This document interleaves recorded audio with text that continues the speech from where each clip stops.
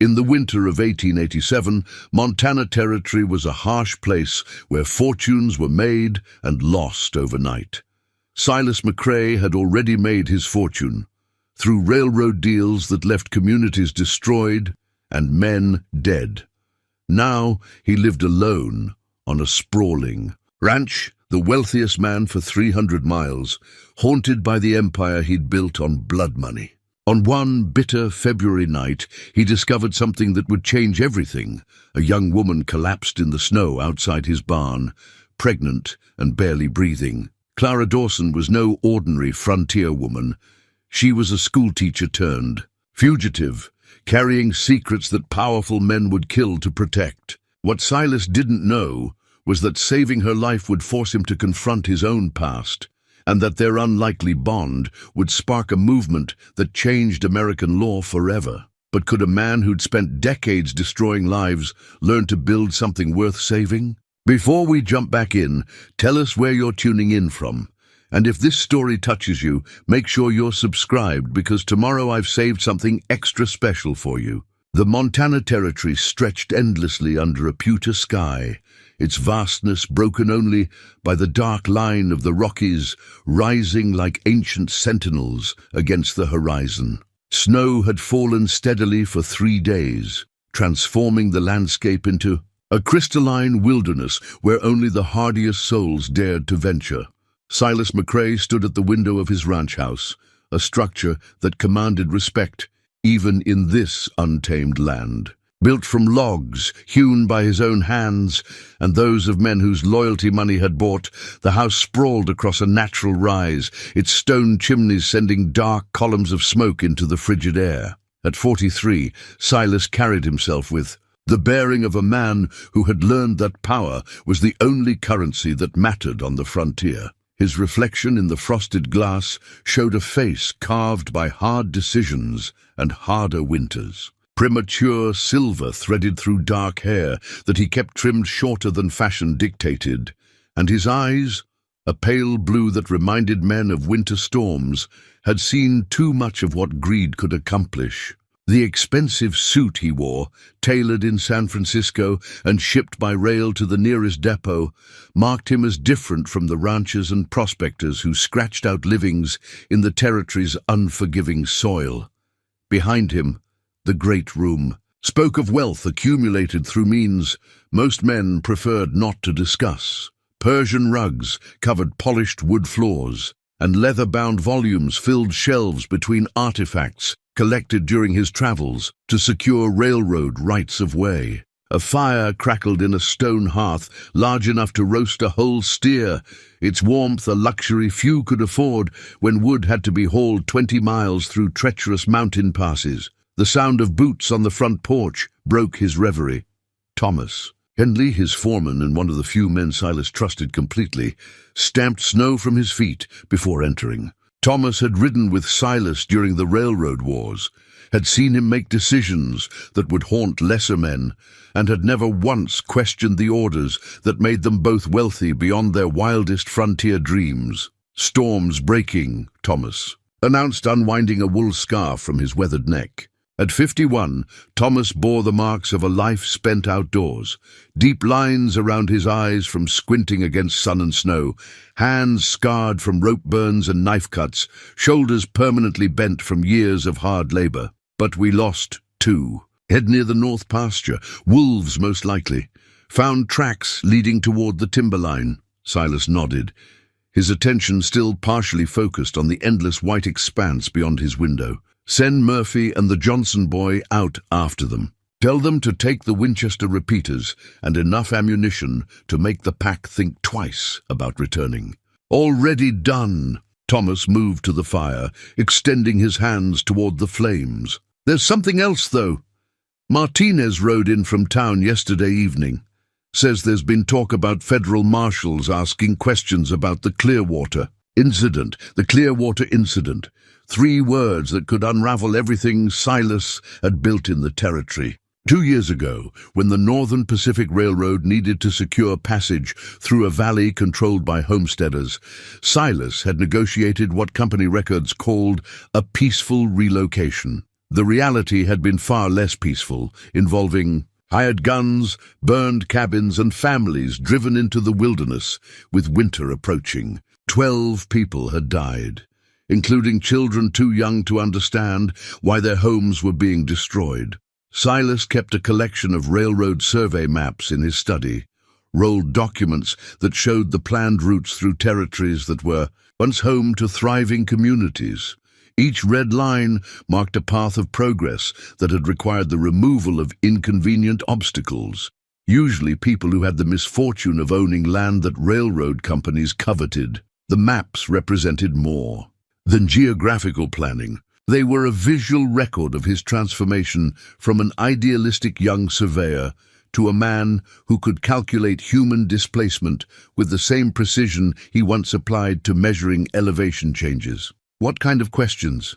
Silas asked, his voice betraying nothing of the calculation racing through his mind. The kind that suggests someone's been talking. Martinez heard them asking about property transfers, about who handled the negotiations with the homesteaders. Your name came up more than once. Silas turned from the window, his pale eyes meeting Thomas's steady gaze. They had discussed this possibility many times over the past 2 years, had prepared for the day when his past would catch up with the carefully constructed life he had built in the territory. The railroad money had bought him land, influence, and a reputation as a man not to be crossed, but it couldn't purchase absolution for the blood on his hands. "How much time do we have?" "Hard to say. The marshals were headed north when Martinez saw them. But that doesn't mean they won't double back. Could be days, could be weeks, or they could already be watching the ranch." Silas moved to his desk, a massive piece of furniture carved from a single oak tree that had been felled to make way for railroad tracks. Inside the bottom drawer, wrapped in oiled leather, lay documents that could either save his life or seal his fate. Legal papers, property deeds, and most importantly, sworn statements from witnesses to events that official records claimed never happened. "Thomas, I want you to take the papers to Denver.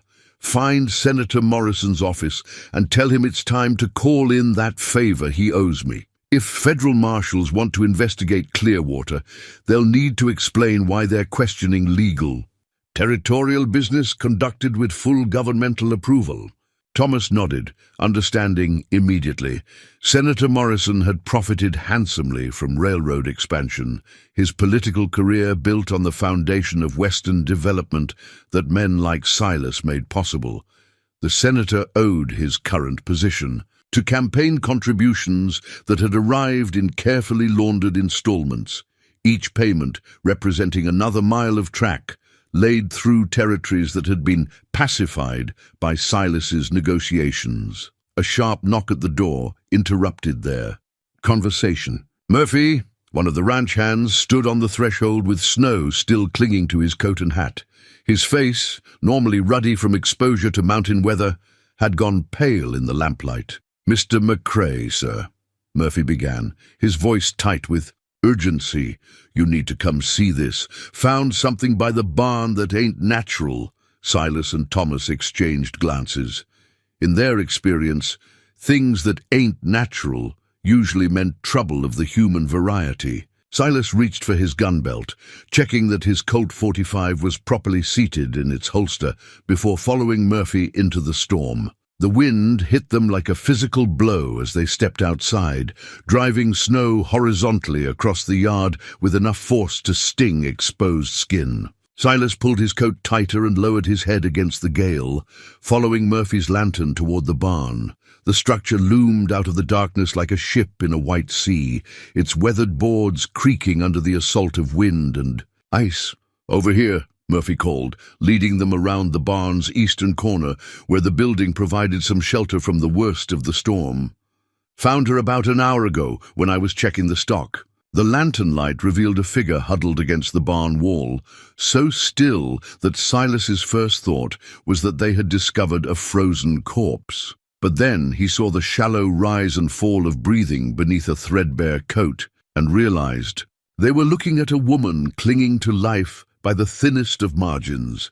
She was young, perhaps 25, with dark hair that had escaped from beneath a worn bonnet to frame a face that spoke of intelligence and determination, even in unconsciousness. Her clothes, though of good quality, were travel-stained and torn in places that suggested a hasty flight through rough country. Most telling of all was the obvious curve of her belly beneath the inadequate protection of her coat. She was with child, well along in her pregnancy. "Sweet Lord," Thomas breathed, kneeling beside the woman to check for signs of life. "She's burning up with fever, but her hands are like ice. How long has she been out here?" "Can't say for certain," Murphy replied. "Tracks are mostly filled in by the snow, but I'd guess she's been here since before dawn, maybe longer." Silas crouched down and gently lifted the woman's chin, studying her face in the lantern light. There was something about her features that suggested breeding and education. This was no common frontier woman driven to desperation by circumstances beyond her control. Her hands, though chapped and raw from exposure, bore the calluses of someone accustomed to holding a pen rather than a plough. A teacher, perhaps, or the daughter of a merchant family. "Thomas, get some blankets from the house. Murphy, you help me carry her inside. Carefully, we don't know what condition she's in beyond what we can see." As they lifted her, something fell from her grasp onto the snow. Silas retrieved it by lantern light. A leather satchel, well made, but battered from hard travel. The clasp had broken, and several papers had scattered in the wind before he could gather them. What he managed to collect made his blood run cold. The first document was a teaching certificate issued by the Territorial Education Board to one Clara Dawson. The second was a warrant for her arrest, signed by Judge Marcus Harrison of the Territorial Court, charging her with sedition, conspiracy against territorial authority, and theft of government documents. The third, written in a careful feminine hand, appeared to be a letter addressed to the territorial governor, detailing what could only be described as systematic corruption within the territorial judicial system. Silas stuffed the papers back into the satchel and followed Thomas and Murphy into the house, his mind racing with implications. Clara Dawson was not simply a woman in distress. She was a fugitive, carrying evidence that could destroy some of the most powerful men in the territory. And by bringing her into his home, Silas had just made himself either her protector or an accessory to whatever crimes had driven her into the wilderness. In the warmth of the great room, Clara Dawson's condition became more apparent. Her skin had the waxy pallor of someone pushed beyond physical endurance, and her breathing was shallow and irregular. Thomas's wife, Martha, summoned from their cabin behind the main house, took charge with the practical efficiency of a woman who had delivered babies and tended the wounded on the frontier for 30 years. "She needs warmth, but not too fast," Martha instructed, directing the men to place Clara on the divan near the fire. "Thomas, fetch my medical bag and some clean towels. Murphy, put water on to boil.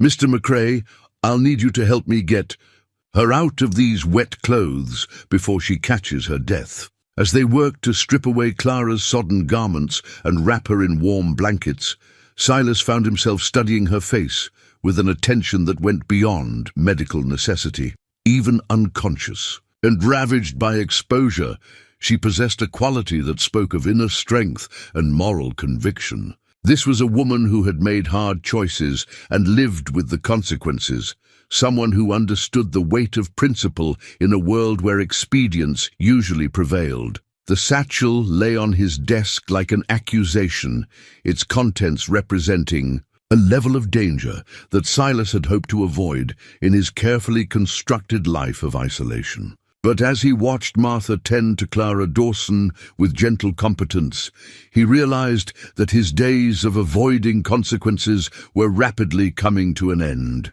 The storm continued to rage outside, trapping them all in a web of circumstances that would force Silas to confront everything he had spent the last 5 years trying to forget. Clara Dawson had brought more than just her own troubles to his door.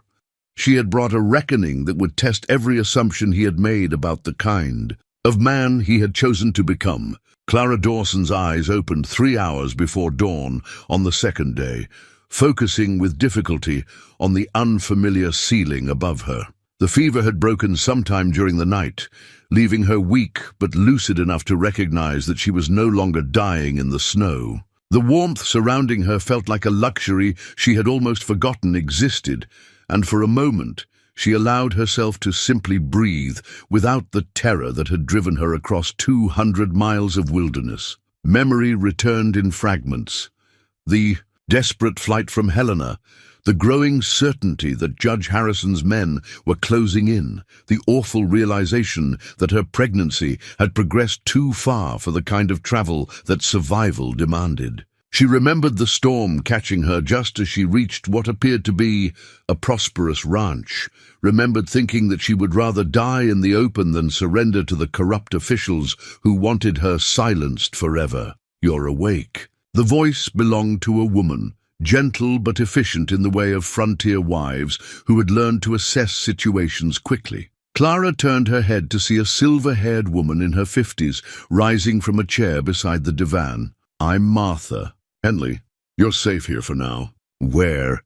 Clara's voice came out as a croak, and Martha immediately offered her water from a ceramic cup. "The McCrae Ranch, about 40 miles southwest of Helena. My husband Thomas found you half frozen against the barn wall yesterday evening. Another hour, and we'd have been burying you instead of nursing you back to health." The name McCrae sent ice through Clara's veins, despite the warmth of the blankets. She knew that name, had heard it spoken in whispers in the territorial capital. When men discussed the railroad's expansion and the violence that seemed to follow in its wake, Silas McCrae was a legend of sorts. The man who made the impossible possible for the Northern Pacific, who could clear any obstacle from the path of progress, regardless of how many people might be living on the land the railroad needed. "I have to leave." Clara struggled to sit up, but her body betrayed her with weakness that made even that simple movement exhausting. "I can't. You don't understand what you've gotten yourself into by helping me." "I understand more than you might think." The new voice belonged to a man, and Clara looked up to see someone who matched every description she had ever heard of Silas McCrae. Tall and lean, with prematurely silver hair and eyes the color of winter ice, he carried himself with the quiet confidence of a man accustomed to having his orders followed without question. But there was something else in his expression, a weariness that spoke of burdens carried for too long. "Mr. McCrae," Clara's voice was steady despite her fear. "I know who you are. I know what you've done, and I know that harboring me will bring you the kind of trouble you've spent years avoiding." Silas moved to the fireplace, his back to her as he spoke. "I've read your papers, Miss Dawson. Your warrant, your teaching certificate, and what appears to be a rather detailed letter to Governor Potts describing systematic corruption in the territorial courts. Particularly interesting reading, especially the parts about Judge Harrison's creative interpretation of land ownership laws." Clara's heart sank. If Silas McCrae had read her evidence against Judge Harrison, then her fate was sealed. McCrae had profited enormously from the same corrupt system that Harrison represented. There was no reason for him to protect a woman whose testimony could unravel the entire network of bribes and illegal land transfers that had made both men wealthy. "Then you know why I can't stay here," she said quietly. "Judge Harrison will stop at nothing to silence me. If his men find me here, they'll kill me and anyone who helped me. I won't have innocent blood on my hands." Silas turned to face her, and Clara was surprised by the expression she saw there. Instead of the cold calculation she had expected, his face showed something that might have been regret, even shame. "Tell me about Judge Harrison," he said. "Tell me how a schoolteacher came to possess evidence that could destroy one of the most powerful men in the territory." Clara studied his face for a long moment, trying to read the motivation behind the question. Finally, she began to speak, her voice growing stronger as she told her story. She had been teaching in Helena for 3 years, she explained, boarding with the Reverend Morrison and his wife in exchange for tutoring their children in advanced mathematics and literature. It was a good life, better than she had dared hope for when she arrived in the territory with nothing but her teaching certificate and the determination to make something of herself in the West. The trouble began when one of her students, 12-year-old Annie Kowalski, stopped coming to school.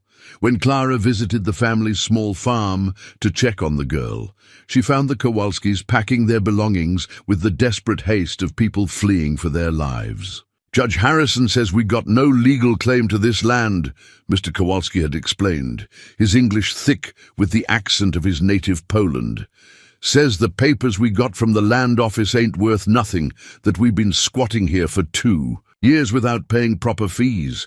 Says if we don't get out by week's end, he'll have the sheriff come with guns." Clara had accompanied the family to town, thinking that surely there had been some mistake. The Kowalskis had purchased their 160 acres through the proper territorial channels, had paid their fees and filed all the required paperwork. But when they appeared before Judge Harrison with their documents, the judge had declared them forgeries and ordered the family to vacate immediately.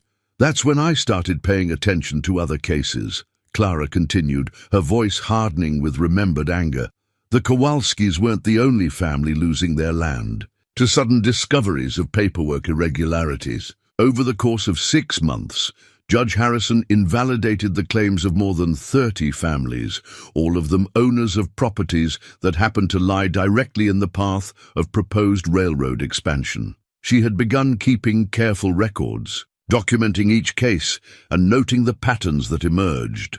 Properties seized by the court were immediately resold to shell companies that traced back to railroad interests. Families who protested too vigorously often found themselves facing criminal charges on trumped-up evidence.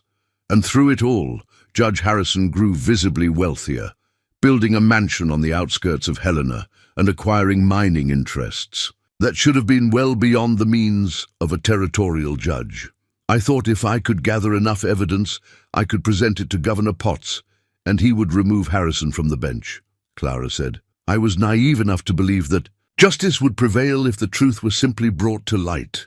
Silas's expression had grown increasingly grim as Clara spoke. When she finished, he was silent for a long moment, staring into the fire as if seeking answers in the dancing flames. "You discovered more than you realized," he said finally. "Judge Harrison wasn't acting alone. The network you uncovered extends far beyond the territorial courts. It includes railroad executives, federal appointees, and men whose influence reaches all the way to Washington. You weren't just threatening one corrupt judge, Miss Dawson. You were threatening an entire system of organized theft that has stolen millions of acres and displaced thousands of families." "How do you know this?" Clara asked, though she suspected she already knew the answer. "Because I was part of it." Silas met her eyes directly, his face showing no attempt to excuse or minimize his role. "For 5 years, I served as the railroad's negotiator for difficult land acquisitions. When families wouldn't sell voluntarily, when territorial law stood in the way of expansion, when inconvenient obstacles needed to be removed, that's when they called on me. I told myself I was building the future, bringing civilization to the wilderness, but what I was really doing was clearing human beings out of the path of corporate greed." Clara studied his face, seeing something there that she hadn't expected. Genuine remorse mixed with a kind of weary determination. "The night you fled Helena," Silas continued, "Judge Harrison sent word through his usual channels that a school teacher had stolen sensitive documents and needed to be eliminated quietly. The bounty on your head is $5,000, Miss Dawson, enough to buy the loyalty of every gun for hire between here and California. But what Harrison doesn't know is that his message was intercepted by someone who has been watching his activities with great interest. You, me." Silas moved to his desk and withdrew a folder thick with papers. "I've been documenting Harrison's activities for the past 6 months, building my own case against the network I once served. Your evidence fills in gaps I couldn't have bridged on my own. Together, what we have could bring down not just Harrison, but the entire corrupt system that made his crimes possible. Clara felt a surge of hope mixed with disbelief. Why? Why would you turn against people who made you wealthy? Why would you risk everything to help me? Silas was quiet for so long that Clara wondered if he would answer. When he finally spoke, his voice carried the weight of a man who had carried too many regrets for too many years. Because I've seen what we built, Miss Dawson. I've walked through the ruins of communities that were destroyed to make way for progress. I've looked into the eyes of children whose parents died because they stood in the way of railroad expansion. And I've come to understand that no amount of wealth can buy back a man's soul once he's sold it. He moved to the window, looking out. At the snow-covered landscape where dawn was beginning to break grey and cold over the mountains. You came here by accident, driven by desperation and a winter storm. But maybe some accidents are meant to happen. Maybe sometimes the right people find each other at exactly the moment when they're both ready to do something that matters. Clara felt tears she had held back for weeks finally spill over. For the first time since she had discovered the truth about Judge Harrison's corruption, she was not alone. For the first time since she had fled into the wilderness carrying evidence that powerful men would kill to suppress, she had found an ally with the resources and knowledge to help her fight back. But even as hope bloomed in her chest, Clara understood that accepting Silas McCrae's protection meant accepting a level of danger that would test every principle she held dear. The man offering to help her was the same man who had destroyed dozens of communities in service to the railroad's expansion. Could she trust someone whose hands were stained with the blood of innocence? Could she work with a man whose past was everything she had devoted her life to opposing? The answer, she realized, might determine not just her own survival, but the fate of every family that would face Judge Harrison's corrupt court in the future. The morning brought a crystalline clarity to the world outside.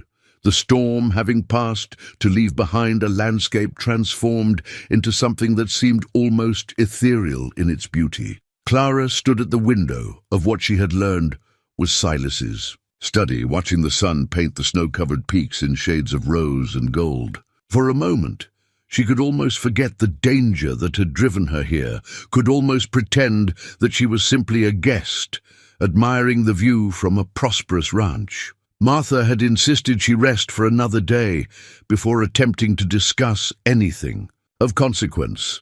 But Clara's mind refused to be still. During the long hours of recovery, she had wrestled with questions that seemed to have no easy answers. How could she reconcile the man who had shown her such kindness with the stories she had heard about Silas McCrae's ruthless efficiency in clearing obstacles from the railroad's path? How could she work with someone whose wealth had been built on the suffering of families like the Kowalskis? You're thinking too hard. Silas's voice came from behind her, and Clara turned to see him entering the study with 2 cups of coffee, steam rising from the dark liquid like incense in a church. Martha says that's a particular failing of educated women, the tendency to think themselves into paralysis when action is what's needed. And what action would you recommend? Clara accepted the coffee gratefully, wrapping her hands around the warm ceramic and inhaling the rich aroma. Should I simply forget everything I know about your past and trust that a man who destroyed communities for profit has suddenly developed a conscience? The question hung between them like a challenge, and Clara watched Silas's face carefully for his reaction. Instead of anger or defensiveness, she saw something that might have been relief, as if he had been waiting for her to voice the doubts that must have been obvious in her manner. "No," he said simply. "You shouldn't forget, and you shouldn't trust easily. Trust should be earned, Miss Dawson, and I'm well aware that my past actions have created a debt that can't be paid with words alone." He moved to a bookshelf and withdrew a small, worn object that Clara recognized as a family Bible. The leather cover was cracked with age, and the gilt lettering had faded until it was barely visible, but it had clearly been treasured by someone who had turned to its pages often in times of difficulty. "This belonged to my mother," Silas said, opening the Bible to reveal pressed flowers scattered between the pages, wildflowers that must have been gathered decades ago and preserved like memories between the lines of Scripture. "She came west with my father in 1852, believing they were going to build something good in the wilderness.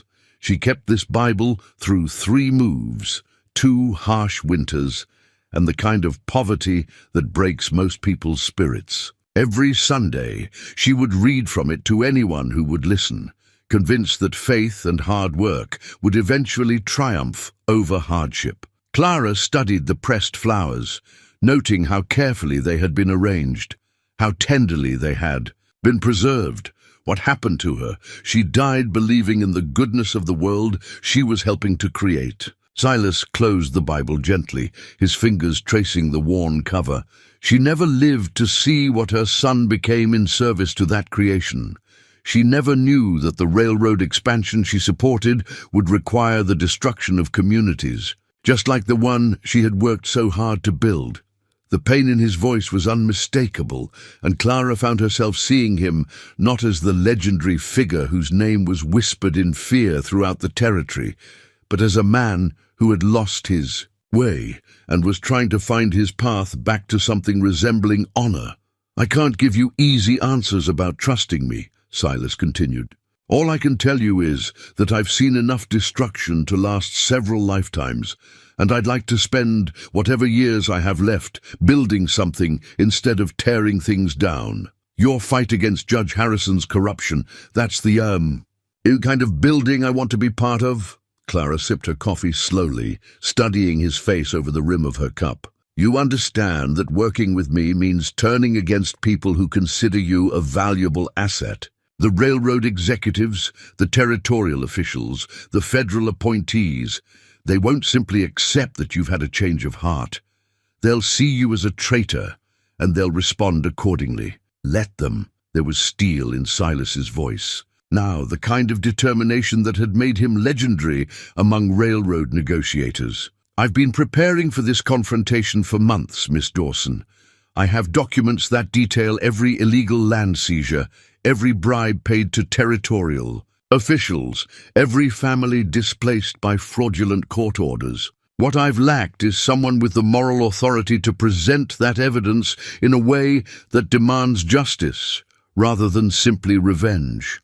And you think I have that authority? I think you have something far more valuable. You have clean hands and a clear conscience. When you speak about the families who lost their homes to Harrison's corruption, people will believe you because you have nothing to gain from their suffering. When I speak about the same crimes, people will wonder what my angle is, what I hope to accomplish by betraying my former associates." Clara moved to the window again, watching a hawk circle high above the snow-covered valley. The bird moved with patient precision, waiting for the right moment to strike, and she found herself thinking about timing and opportunity. How long could she remain hidden at the ranch before Harrison's men tracked her down? How long before her pregnancy progressed to the point where travel became impossible? How long before the window for action closed completely? "There's something you need to understand about my situation," she said without turning from the window. "I'm not just a fugitive carrying inconvenient evidence. I'm a woman carrying a child whose father died because he threatened to expose the same corruption I've been documenting." Silas was silent for a long moment, and when Clara finally turned to face him, she saw understanding dawning in his pale eyes. "The child's father was involved in your investigation?" "David Hartwell was a clerk in the Territorial Land Office," Clara said, surprised by how much it still hurt to speak his name. "He was the one who first noticed the pattern of fraudulent transfers, who helped me understand how Harrison was manipulating property records to benefit railroad interests. We had planned to marry in the spring. What happened to him? Official cause of death was a riding accident, thrown from his horse during a winter storm and found 3 days later with a broken neck. But David was one of the finest horsemen in the territory. He could ride through conditions that would challenge a cavalry officer. Clara's voice hardened with remembered grief and rage. The accident happened 2 days after he told me he had found evidence that could implicate federal officials in the land fraud scheme. Evidence that could reach all the way to Washington. And you believe Harrison had him killed. I know Harrison had him killed. Just like I know that my child will grow up without a father because powerful men decided that David's conscience made him too dangerous to live. Clara placed a protective hand over her belly, feeling the baby move restlessly, as if responding to her emotional state. So when you ask me to trust you, Mr. McCrae, understand that I'm not just risking my own life. I'm risking the life of an unborn child whose father died fighting the same corruption you once served. The weight of her words settled between them like a stone dropped into still water. Silas set down his coffee cup and moved to his desk, withdrawing a key from his vest pocket and unlocking the bottom drawer. From inside, he removed a small wooden box that had clearly been crafted with care, its surface polished smooth by handling. "This was my father's," he said, opening the box to reveal a gold pocket watch with an intricate inscription on the inside cover. "He gave it to me when I left home to work for the railroad, told me that a man's worth could be measured by how he spent his time.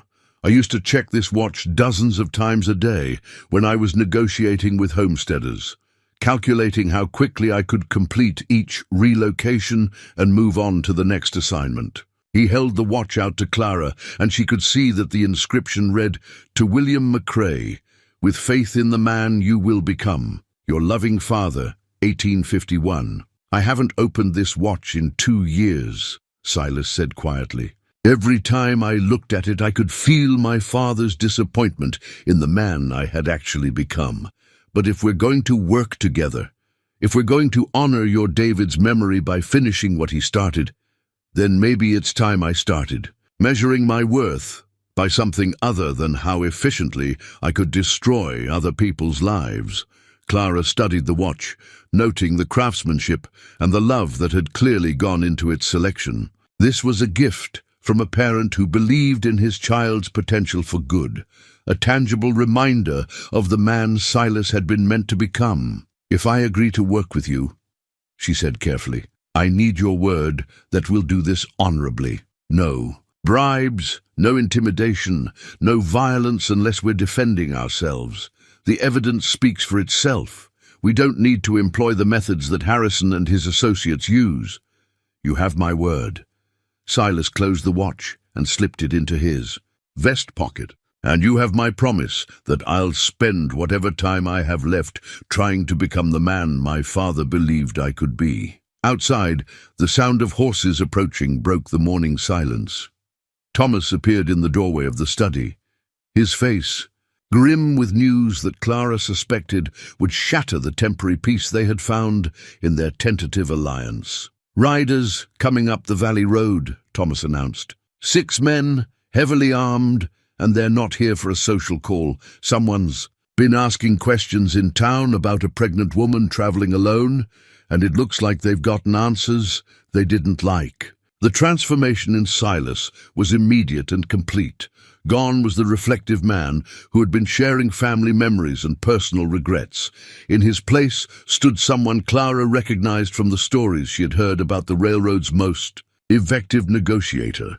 His movements became economical and precise, his voice taking on the kind of authority that made men obey without question. "Thomas, how much time do we have?"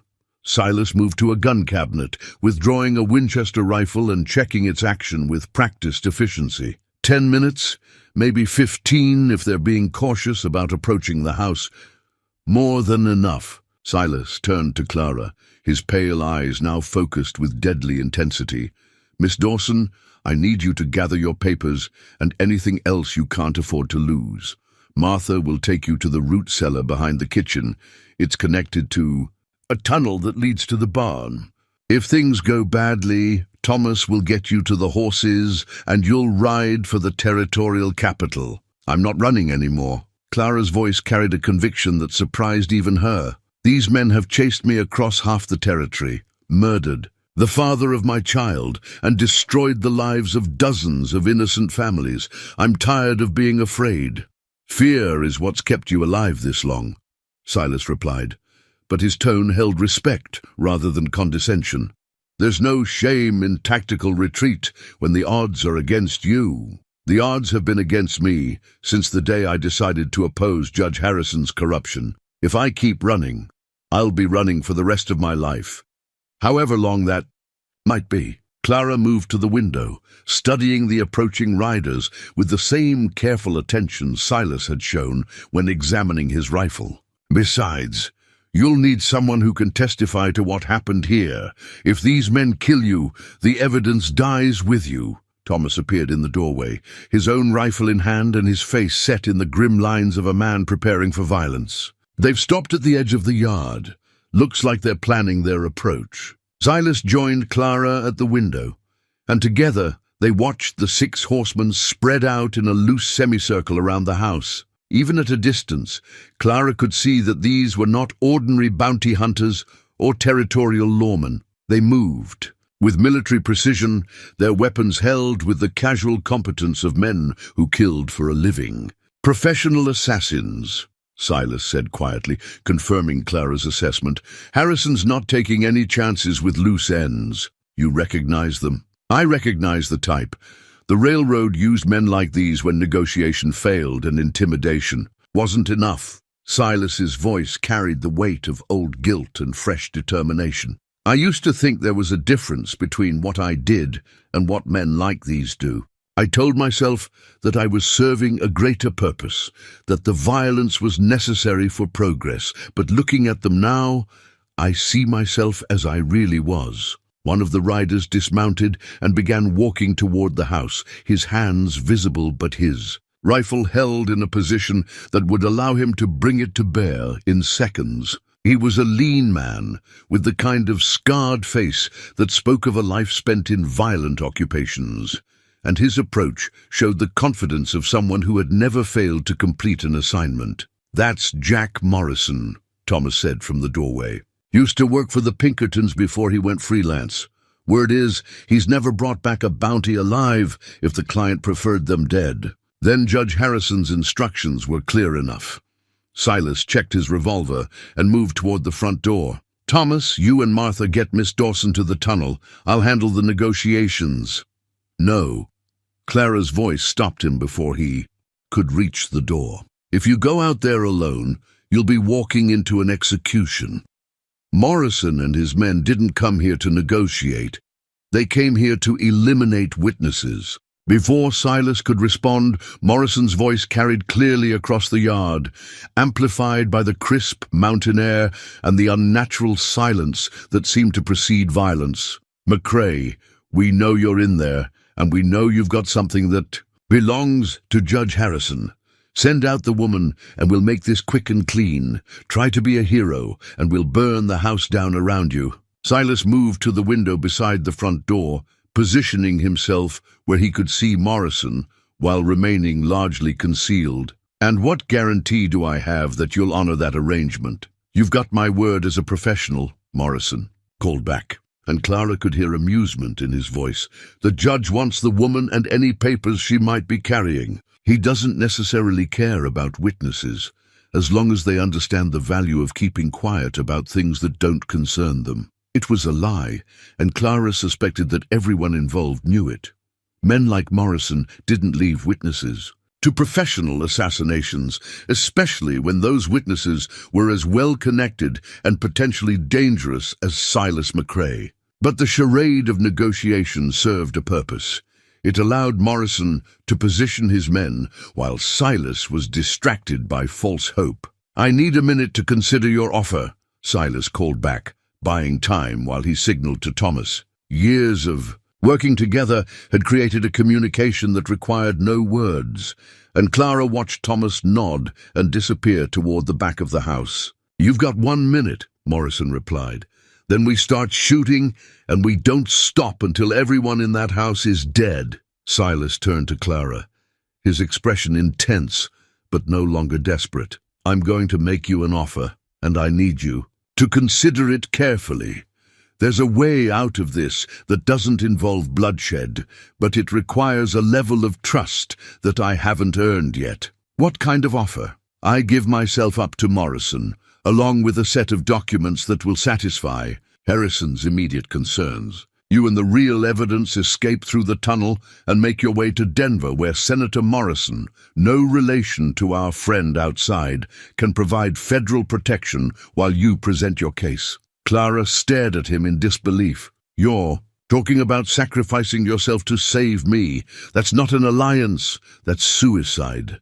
It's strategy. Silas moved to his desk and withdrew a thick folder that Clara hadn't seen before. These documents contain enough real information to convince Harrison that he's eliminated the threat, but not enough to implicate anyone beyond the judge himself. By the time Harrison realizes he's been deceived, you'll be under federal protection, and the real evidence will be in the hands of people who can act on it. And you'll be dead, maybe. Or maybe I'll convince Morrison that I'm more valuable alive than dead. I still have connections throughout the territory, Miss Dawson.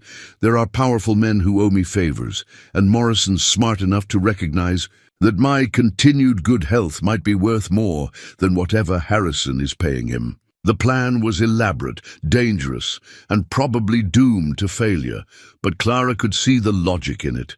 More importantly, she could see that Silas had been preparing for this moment long before she arrived at his ranch. The documents he held, the tunnel Thomas was presumably opening, the careful positioning of resources.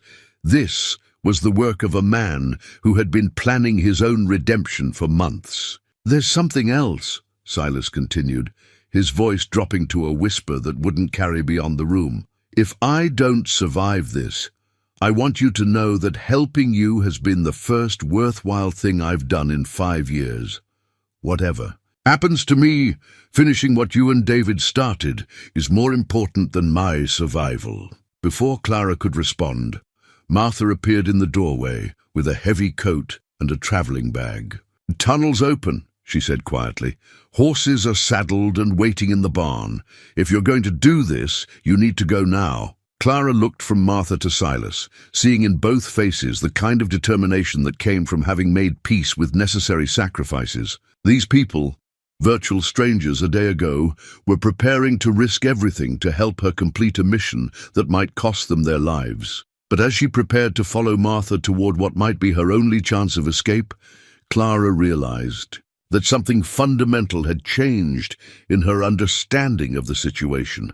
She was no longer simply a fugitive carrying evidence of corruption. She had become part of something larger, a group of people who had decided that justice was worth dying for, and that the future was more important than individual survival. The sound of boots on the front porch announced that Morrison's patience had reached its limit. In moments, the careful negotiations would end, and the violence would begin. Clara had seconds to decide whether to accept Silas's sacrifice or to find another way, a way that might save them all or might doom them all, but would at least ensure that they faced their fate together. Outside, Morrison's voice carried a new edge of impatience. "Time's up, McCrae. Send out the woman, or we're coming in shooting." Clara made her choice. "There's a third option," Clara said, her voice steady despite the thunder of her heartbeat. "We fight them together, but not the way they expect." Silas paused at the door, his hand on the latch. "What do you mean?" "Morrison is expecting either surrender or a siege. He's not expecting a woman in my condition to be anything other than a liability." Clara moved to the gun cabinet, surprised by her own calm, as she selected a small revolver that would be manageable despite her pregnancy. "But I know things about Judge Harrison's operation that could be more valuable than bullets. This isn't a courtroom debate, Miss Dawson. These men kill for a living, and I've been documenting their employers for months." Clara checked the revolver's cylinder, grateful for the shooting lessons her father had insisted upon during her childhood in Kansas. "Morrison works for Harrison, but Harrison works for the railroad interests. If I can convince Morrison that Harrison has been cheating him and them out of substantial payments, we might be able to turn this situation to our advantage."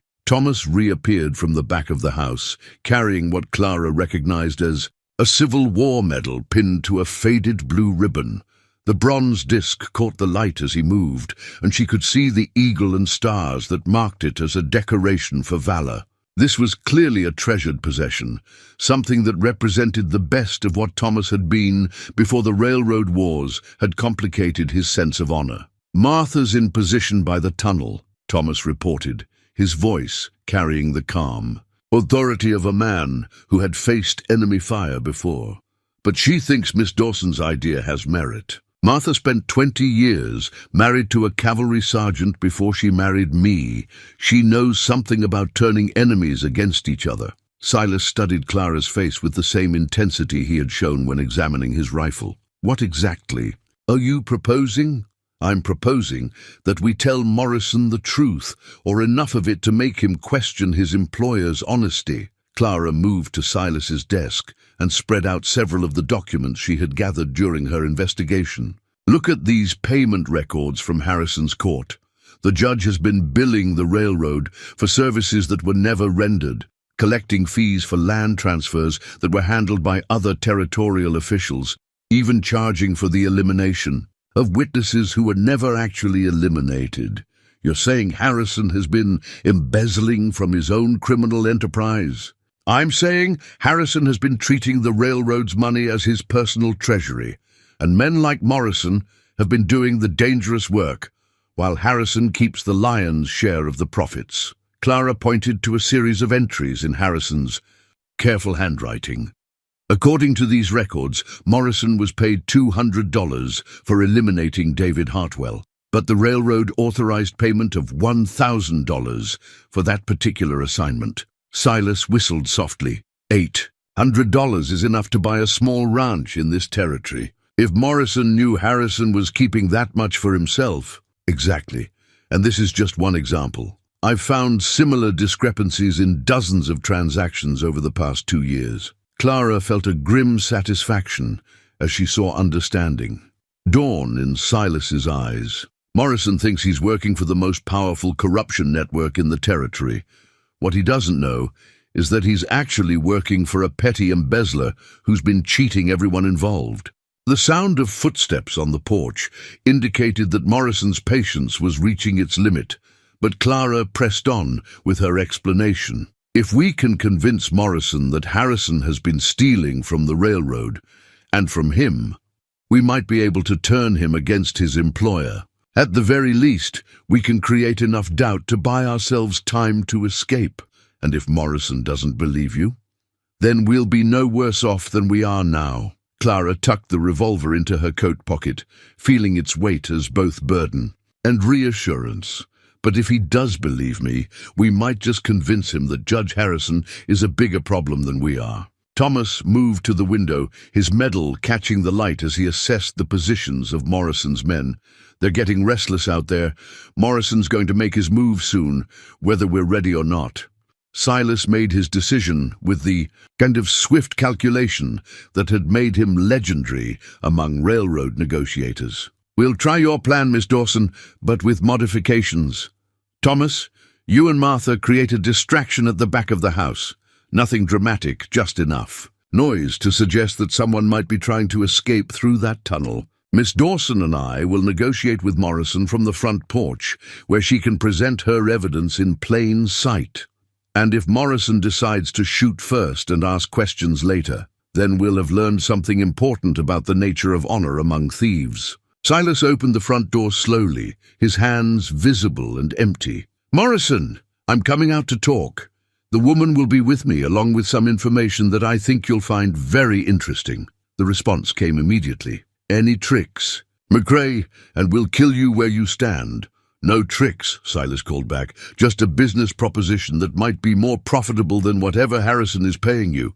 Clara followed Silas onto the porch, her heart hammering against her ribs as she stepped into the open, where Morrison's men could see her clearly. The morning air was sharp with the promise of more snow, and she could see her breath forming small clouds as she breathed. Around the yard, 6 rifles tracked her movement with mechanical precision. Morrison himself stood about 20 feet from the porch, close enough for conversation, but far enough to avoid any sudden moves. Up close, Clara could see that he was older than she had initially thought, perhaps 45, with graying hair and the kind of scars that came from a lifetime of violence. But his eyes were intelligent, and she found herself hoping that intelligence would work in their favor. "So," Morrison said, his voice carrying a hint of amusement, "the famous Clara Dawson, the schoolteacher who thinks she can bring down Judge Harrison with a handful of papers. You don't look like much of a threat to me." "Appearances can be deceiving," Clara replied, surprised by the steadiness of her own voice. "Just like employment arrangements can be deceiving when one party isn't being entirely honest about compensation." Something flickered in Morrison's eyes. Interest, perhaps, or suspicion. "What's that supposed to mean?" "It means that Judge Harrison has been keeping secrets from you, Mr. Morrison. Expensive secrets that have cost you and your men a considerable amount of money over the past 2 years. Clara held up the documents she had brought from the house. "Would you like to know how much money Harrison has stolen from you while you've been risking your life on his behalf?" Morrison's rifle barrel dropped slightly, and Clara saw him glance toward his men with an expression that suggested wheels turning behind his scarred features. "Keep talking." "The railroad authorized payment of $1,000 for the elimination of David Hartwell last November. According to Harrison's records, you received $200 for that assignment. Where do you suppose the other $800 went?" The silence that followed was electric with tension. Clara could see Morrison calculating, remembering, perhaps thinking back over 2 years of assignments and payments that had never seemed quite as generous as they should have been. "You're lying," Morrison said finally, but his voice lacked conviction. "I'm her schoolteacher, Mr. Morrison. I know how to add and subtract." Clara held the documents higher, making sure Morrison could see Harrison's careful handwriting. "I have records here of 15 different assignments where the railroad authorized significantly more money than you actually received. In total, Judge Harrison has embezzled more than $12,000 that should have been distributed among you and your men. $12,000. Clara watched the figure sink in, saw Morrison's face change as he began to understand the magnitude of Harrison's betrayal. $12,000 was enough to buy a small town in the territory, enough to set up every man in Morrison's crew with a legitimate business and a comfortable life. Why should I believe a fugitive who's trying to save her own skin? Because, Silas interjected, she has Harrison's account books, and you have the intelligence to recognize truth when you hear it. More importantly, because the real question isn't whether you believe her, it's whether you can afford not to investigate her claims. Morrison was silent for a long moment. His rifle now pointed at the ground as he considered the implications of what Clara had revealed. Around the yard, his men waited for orders, but Clara could see uncertainty in their postures now, could sense that the absolute confidence of their approach had been shaken by doubt. When Morrison finally spoke, his voice carried a new edge of anger that was directed not at his intended targets, but at the man who had hired him. "Show me those account books." Morrison approached the porch with the careful steps of a man who had survived 2 decades of dangerous work by never fully trusting anyone. His rifle remained in his hands, ready but not directly threatening, while his eyes moved constantly between Clara, Silas, and the documents she held. Behind him, his men maintained their positions, but Clara could sense a subtle shift in their attention. They were listening now, not just waiting for orders to kill. "Before I look at anything," Morrison said, stopping just out of arm's reach, "I want to know why a schoolteacher would have access to Judge Harrison's private financial records." Clara had anticipated this question, had prepared for it during the long nights of planning her escape from Helena. "Because David Hartwell, the man you murdered, was my fiancé, because he worked in the Territorial Land Office and had access to payment records for court-ordered property transfers, and because he was documenting Harrison's embezzlement when you killed him." The words hung in the cold air like an accusation, and Clara watched Morrison's face carefully for any sign of remorse or recognition. What she saw instead was the professional assessment of a man calculating new variables in an equation he thought he had already solved.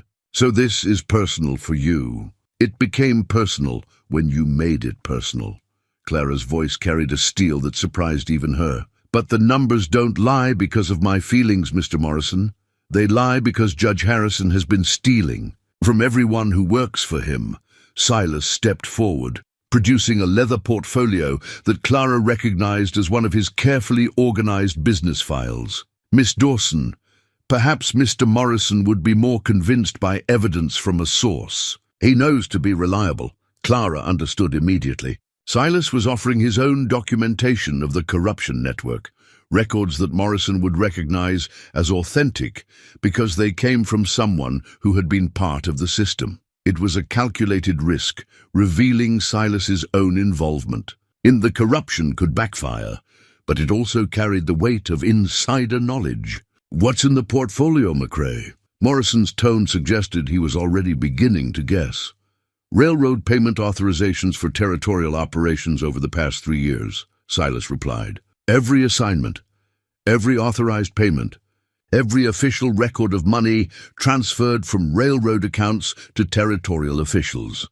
I've been keeping detailed records because I learned early in my career that powerful men have convenient memories when it comes to financial obligations. Morrison extended his hand for the portfolio, his movements betraying none of the tension Clara was certain he must be feeling. As he opened the leather cover and began scanning the documents inside, she found herself studying his face for any sign of the reaction she was hoping to provoke. What she saw was the careful attention of a man who understood numbers and recognized patterns. Morrison might be a killer, but he was also a businessman who had built his reputation on reliable service and fair dealing within the brutal world of territorial politics. The idea that Judge Harrison had been cheating him would strike at the core of his professional identity. This payment authorization is for $1,500, Morrison said, pointing to a document dated 6 months earlier, for the removal of the Patterson family from their homestead near Great Falls. How much did Harrison pay you for that particular assignment? Clara asked, though she suspected she already knew the answer. $300, split 6 ways among my crew. Morrison's voice was carefully controlled, but Clara could hear anger building beneath the surface. Harrison said the railroad was being cheap because the assignment was simple, just a family with no political connections. According to the railroad's records, the Patterson assignment was considered high priority because of mineral rights issues, Silas said. $1,500 was authorized specifically because the railroad needed the removal handled quickly and quietly. Morrison continued reading, his face growing darker with each document he examined. Clara watched him discover assignment after assignment where the authorized payments had been 2 or 3 times what he had actually received. The pattern was unmistakable.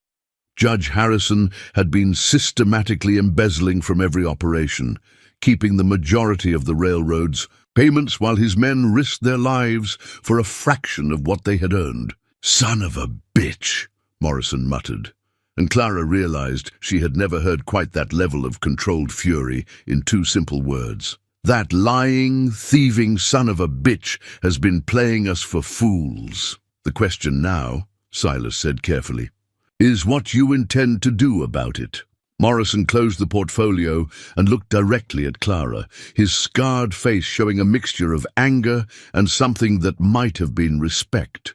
"You're asking me to turn against a man who's been paying my wages for 2 years. I'm asking you to consider that Judge Harrison has been stealing your wages for 2 years, Clara corrected, and that the real enemy isn't the people who exposed his theft. It's the man who's been robbing you while you did his dirty work."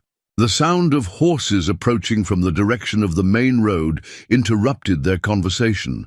Morrison's head snapped up, his professional instincts immediately alert to the possibility of new threats or complications. Clara followed his gaze and saw 3 riders approaching at a gallop, their horses kicking up clouds of snow as they covered the distance to the ranch. "You expecting company, McCrae?" Morrison's rifle was back in position, ready to respond to whatever new element was entering the situation. "No," Silas replied, but Clara could see recognition in his eyes as the riders drew closer. "But I know who they are." The lead rider was a woman, Clara realized with surprise. A woman who rode with the easy competence of someone born to the saddle. Behind her came 2 men, both armed and alert, but following her lead rather than providing protection. As they approached the house, the woman raised her hand in a gesture that was clearly meant to signal peaceful intentions. "That's Judge Harrison's daughter," Silas said quietly. "Sarah Harrison. And if she's here, it means something has changed in Helena." Morrison's expression shifted from anger to calculation as he processed this new information. "What would bring the judge's daughter out to your ranch, McCrae, especially with things as tense as they are right now?" Before anyone could answer, Sarah Harrison called out across the yard, her voice carrying clearly in the cold air. "Mr. Morrison, I need to speak with you immediately. My father is dead, and the territorial marshal is looking for you and your men in connection with his murder." The words hit the assembled group like a physical blow. Clara felt her knees go weak as the implications sank in. If Judge Harrison was dead, then everything had changed. The corruption network they had been fighting might be headless, but it also meant that new and unknown powers would be moving to fill the vacuum left by Harrison's death. Morrison lowered his rifle completely, his professional composure cracking. For the first time since he had arrived at the ranch. What happened? Sarah Harrison dismounted and approached the group, her face showing the strain of recent grief mixed with urgent purpose. She was younger than Clara had expected, perhaps 28 or 30, with intelligent eyes and the kind of determined bearing that suggested she had inherited more than just her father's name. "He was found dead in his chambers this morning," Sarah said, addressing Morrison directly. "Shot twice in the back of the head, execution style. The territorial marshal says it has all the marks of a professional killing, and your name was the first one mentioned when they started looking for suspects." "I've been here since yesterday," Morrison replied automatically. "McCrae and his people can testify to that." "Can they?" Sarah's gaze moved to include Clara and Silas in her assessment. "Because according to what I learned before riding out here, Miss Dawson is wanted for stealing evidence of my father's corruption, and Mr. McCrae is suspected of harboring a fugitive. The territorial authorities aren't likely to consider any of you reliable witnesses." Clara found her voice, despite the shock of learning that Judge Harrison was dead. "Why would you warn Morrison about the marshal's investigation? Your father's death benefits his enemies, not his employees." Sarah Harrison's smile held no warmth, but it did hold a kind of grim satisfaction. "Because, Miss Dawson, my father's death benefits me most of all. And because I have a proposition that might interest all of you. A proposition that could solve everyone's problems while ensuring that justice is actually served for once in this territory." She reached into her saddlebag and withdrew a thick envelope sealed with official territorial wax. "I have here a letter from the territorial governor written before my father's death, authorizing a complete investigation into judicial corruption in Helena. The governor was prepared to remove my father from the bench based on evidence that had already reached his office." Clara stared at the envelope, recognizing the potential importance of what Sarah Harrison was offering. An official investigation would legitimize everything she and David had been working toward, would provide the legal framework needed to expose the entire corruption network. "What kind of proposition?" Silas asked, his voice careful and controlled. The kind that turns all of you from fugitives and suspected murderers into key witnesses in a territorial investigation, Sarah replied. The kind that ensures my father's corruption is exposed and punished, while the people responsible for his actual murder are brought to justice. Morrison studied Sarah Harrison's face with the same intensity he had shown when examining the financial records. And what do you get out of this arrangement? I get to see my father's reputation destroyed and his criminal associates brought to justice, Sarah said simply. You see, gentlemen, and Miss Dawson, I've been documenting my father's crimes for 3 years, waiting for the right moment to destroy him. His death simply means that I'll have to settle for destroying his legacy instead. The territorial land grant documents that Clara had been carrying suddenly seemed far more significant. If Sarah Harrison had been collecting her own evidence of corruption, and if the territorial governor was prepared to act on that evidence, then they might have found the ally they needed to transform their desperate situation into something approaching victory. But first, they would need to determine whether Sarah Harrison could be trusted and whether her proposal offered genuine salvation or simply a more sophisticated trap. The revelation came not through words, but through a single document that Sarah Harrison withdrew from her coat with the careful precision of someone handling dynamite. It was a leather-bound ledger, smaller than the account books Clara had been studying, but bound in expensive leather that spoke of its importance to whoever had kept it. Before we discuss any propositions, Sarah said, her voice carrying a gravity that made everyone present focus completely on her words, there's something you all need to understand about the scope of what we're dealing with. My father's corruption was extensive, but it was also just one small part of something much larger. She opened the ledger to a page marked with a red ribbon, revealing columns of figures written in a hand that Clara didn't recognize. The amounts were staggering, payments in the tens of thousands of dollars, dates spanning back 5 years, and most telling of all, recipient names that included some of the most powerful figures in territorial and federal government. This is my father's insurance policy, Sarah continued. The record he kept of every bribe paid, every favor purchased, every illegal transaction that connected his local corruption to a network that reaches all the way to Washington. He called it his retirement fund, the guarantee that powerful people would protect him because exposing his crimes would expose their own. Silas moved closer to examine the ledger, his face growing pale as he recognized names and amounts. Senator Morrison, Territorial Governor Potts, Federal Land Commissioner Williams. Sweet Lord, half the territorial government is listed here. More than half, Sarah confirmed, and it goes beyond government officials, railroad executives, mining company owners, federal judges. My father documented every corrupt transaction because he understood that knowledge was power. But he also understood that knowledge could be a death sentence if it fell into the wrong hands. Clara felt a chill that had nothing to do with the mountain air. You're saying that the people responsible for your father's murder weren't acting to silence him, Sarah finished. They were acting to obtain this ledger. My father's murder wasn't about stopping his corruption. It was about controlling the evidence of everyone else's corruption. Morrison stepped forward, his professional demeanor replaced by something approaching awe. How many people knew about this ledger? Very few. My father was paranoid about security, but he wasn't paranoid. Enough. Sarah closed the ledger and held it against her chest like a shield. 3 days ago, someone broke into his private safe. Nothing was taken, but the lock had been picked by an expert. Yesterday, he received a message demanding that he turn over all his insurance documentation or face immediate consequences. And instead of complying, Silas said slowly, he was murdered. Which means, Clara added, her mind racing through the implications, that whoever killed him didn't get what they were looking for. The real target wasn't Judge Harrison. It was this ledger.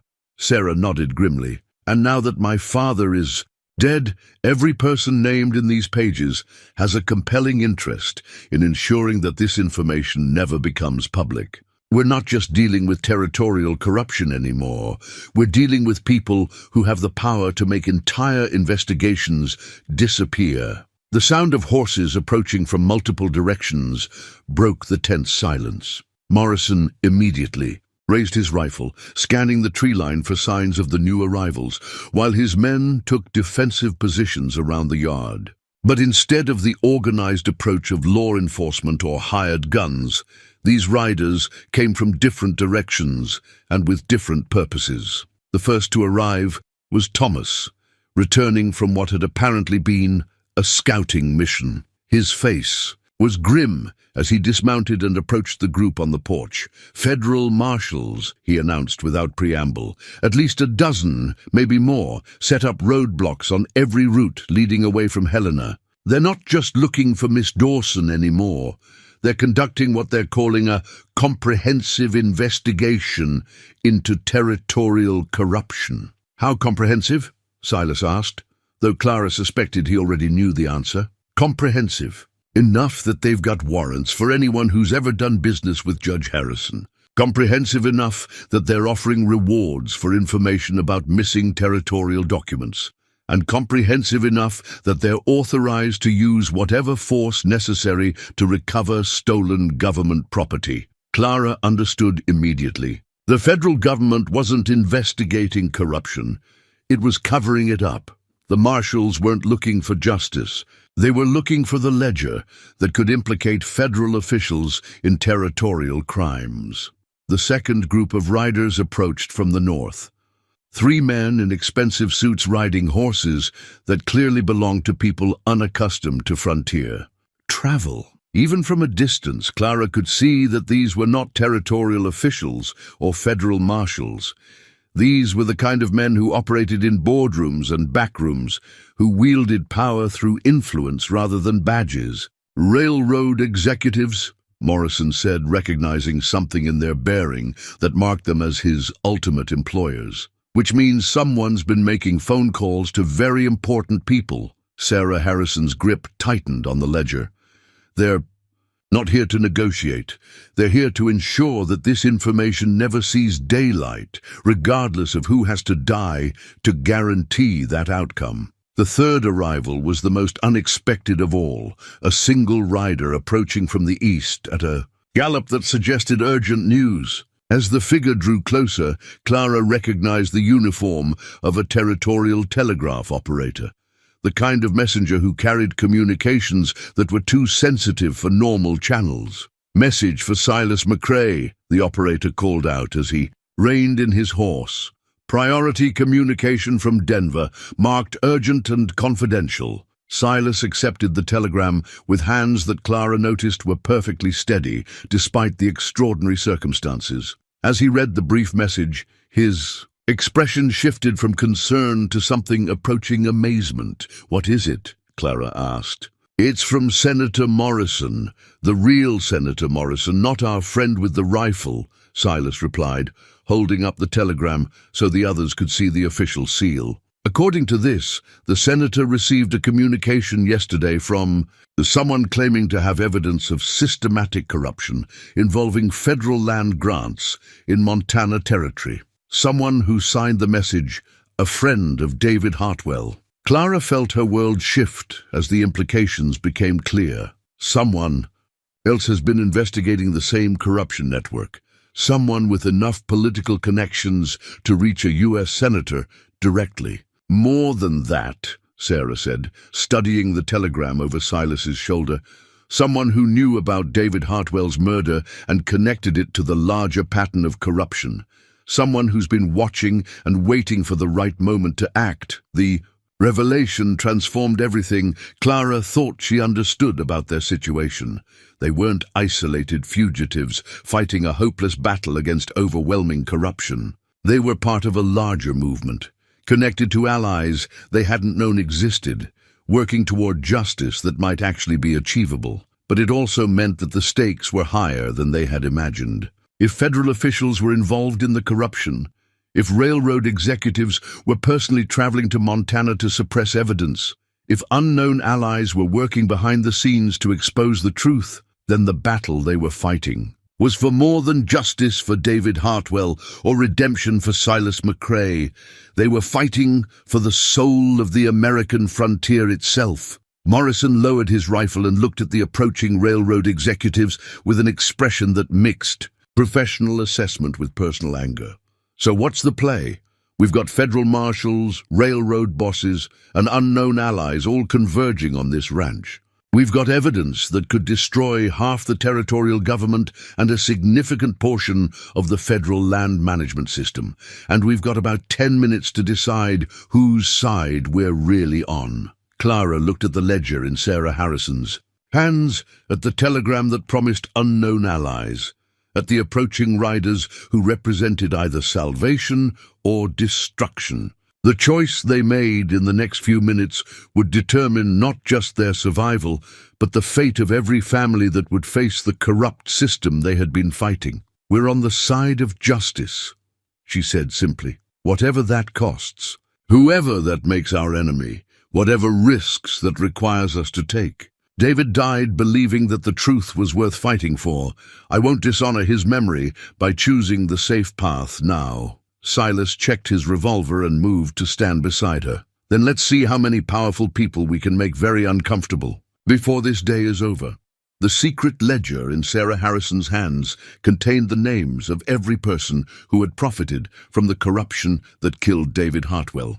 In the next few hours, those names would either be exposed to the light of justice or buried forever beneath the weight of institutional power. Clara had made her choice. Now she would discover whether the American frontier still had room for people who believed that right was more important than might. The next hour transformed the McCrae Ranch into something resembling a military command post, with Clara at its center despite her condition. Martha had arranged a series of chairs around the kitchen table, creating a planning space where the unlikely alliance could organize their evidence and coordinate their strategy. The warmth of the kitchen provided a stark contrast to the cold calculations being made around the rough-hewn table. "We need to understand exactly what we're facing," Clara said, spreading the various documents across the table's surface like a general planning a battle. Federal marshals, railroad executives, and territorial officials, all converging here because they believe we have something that threatens their entire network. Sarah Harrison placed her father's ledger at the center of the arrangement, its leather binding dark against the pale wood. This is what they're really after, 47 names, ranging from local judges to federal land commissioners, payment records going back 5 years, totaling more than $200,000, in documented bribes and illegal transactions. Morrison studied the ledger with the professional interest of a man calculating odds. $200,000 buys a lot of influence. It also buys a lot of people who are willing to kill to protect their investments. Thomas returned from his latest scouting mission, his face grim with intelligence that none of them wanted to hear. "The federal marshals have established a perimeter about 2 miles out. They're not in a hurry. They're being methodical, making sure nobody leaves this valley without their permission. The railroad executives are camped at the old Hendricks Place about a mile south. They've got their own security detail, and they're armed for a serious fight."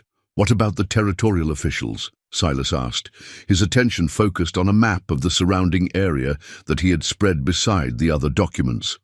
"Governor Potts arrived an hour ago with a full escort," Thomas replied. "But here's the interesting part. He's not with the federal marshals or the railroad people. He's established his own position at the crossroads, like he's waiting for something to happen rather than trying to make something happen." Clara felt a stirring of hope mixed with apprehension. If the governor is maintaining independence from the other groups, it might mean he's not entirely compromised by the corruption network. Or it might mean he's smart enough to position himself to benefit from whatever outcome emerges, Sarah countered. "My father always said that Governor Potts was the most politically astute man in the territory. He doesn't take sides until he..." knows which side is going to win. The sound of approaching footsteps on the front porch interrupted their planning session. Martha moved to the window, her expression shifting from caution to surprise as she recognized the new arrivals. "It's a woman," Martha announced. "Well-dressed, traveling with two men who look like federal agents, but she's walking toward the house like she owns the place and they're following her lead." Clara moved to join Martha at the window, her heart racing as she tried to identify the new players in what was becoming an increasingly complex situation. The woman was perhaps 40 years old, with the kind of confident bearing that spoke of significant authority. Her clothes were expensive but practical, suitable for frontier travel but clearly tailored in a major city. "I don't recognize her," Clara said, but something about the woman's manner suggested she was accustomed to being obeyed rather than questioned. The woman's voice carried clearly through the cold air as she addressed the house. "Miss Dawson, my name is Eleanor Blackwood, and I represent certain interests in Washington who have been following your investigation with great concern. I believe we have matters of mutual importance to discuss." Eleanor Blackwood. Clara felt recognition dawn. She had seen that name in David's notes, mentioned in connection with federal land policy and railroad regulation. David had suspected that Blackwood was connected to reform efforts within the federal government, but had never been able to confirm her exact role or influence. "She's the one," Clara said suddenly. "She's the ally who contacted Senator Morrison. She's been investigating the same corruption network, but from the federal level." Sarah Harrison's grip tightened on her father's ledger. "If she represents reform interests in Washington, then she might be our path to legitimate justice. But if she's here to suppress evidence rather than expose it, then we'll know soon enough," Silas interrupted, moving toward the front door. "Miss Blackwood, you're welcome to approach the house for discussion, but understand that we're prepared to defend ourselves if this proves to be some kind of trap." Eleanor Blackwood's response carried a hint of amusement. "Mr. McCrae, if I wanted to harm you, I would hardly announce myself and request a conversation. I'm here because certain people in Washington have grown tired of watching territorial corruption undermine federal policy. I'm here because your evidence, combined with what we've already gathered, could finally provide the foundation for meaningful reform." Clara made her decision with the same swift determination that had driven her to oppose Judge Harrison's corruption. "Let her come in. If she's legitimate, we need her help. If she's not, we're no worse off than we were before." Eleanor Blackwood entered the kitchen with the assured step of someone accustomed to walking into hostile situations and emerging victorious. Up close, Clara could see intelligence in her dark eyes, and the kind of quiet strength that came from years of fighting battles in places where women were not expected to win. "Miss Dawson," Blackwood said, extending her hand with the directness of someone who valued time too much to waste it on elaborate courtesies. "I've been hoping to meet you since David Hartwell's murder. He was in communication with our office shortly before his death, providing information that helped us understand the scope of corruption in Montana Territory." The words hit Clara like a physical blow. David was working with federal investigators? Indirectly, yes.